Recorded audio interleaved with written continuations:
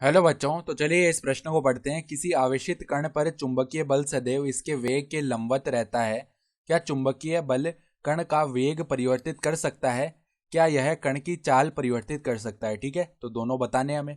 तो प्रश्न में आगे बढ़ने से पहले इस प्रश्न से संबंधित जो मुख्य उदाहरण है उसकी हम चर्चा कर लेते हैं। ठीक है, तो देखो मुख्य उदाहरण क्या हो जाएगी। हम जानते हैं बल और वेग दोनों सदिश राशियां होती हैं। बल तथा वेग दोनों सदिश राशियां हैं।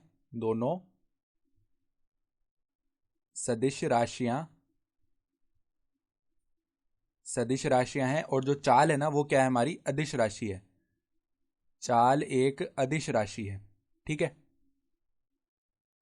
अदिश राशि है। तो मान लो, अब देखो सवाल के हिसाब से हमें क्या बोला हुआ है, मुख्य एल पे आ जाते हैं।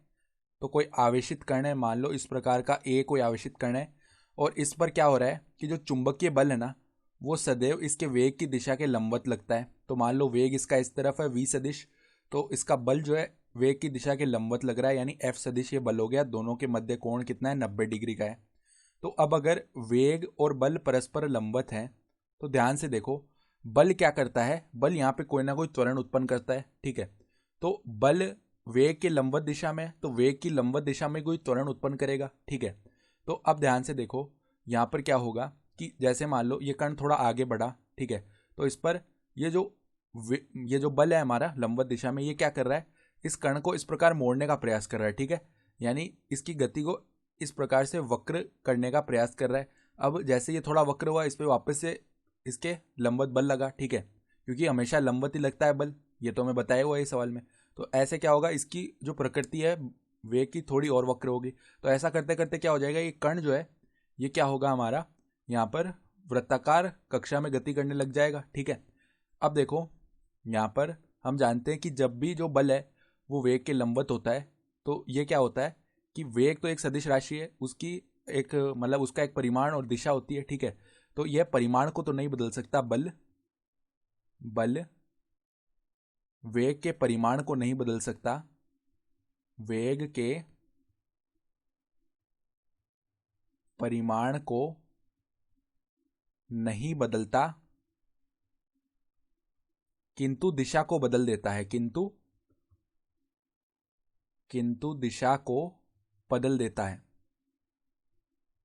तो बल जो है ना वो वेग के परिमाण को बदल नहीं सकता, क्योंकि देखो वेग का जो परिमाण है उसको कैसे बदलेगा, क्योंकि ये तो लंबवत लग रहा है ना।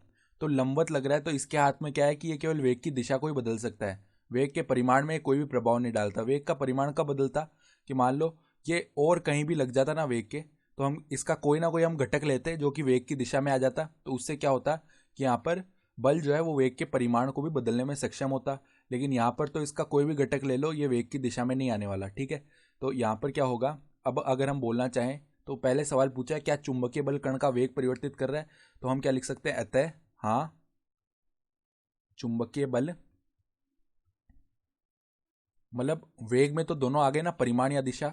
तो अगर दिशा बदल रही है तो वेग भी बदलेगा, तो वेग के लिए तो हम हाँ ही लिखेंगे। चुंबकीय बल वेग की दिशा को बदल देता है, मतलब वेग को बदल देता है। ठीक है, क्योंकि दिशा बदल रही है तो पूरा वेग ही बदलेगा।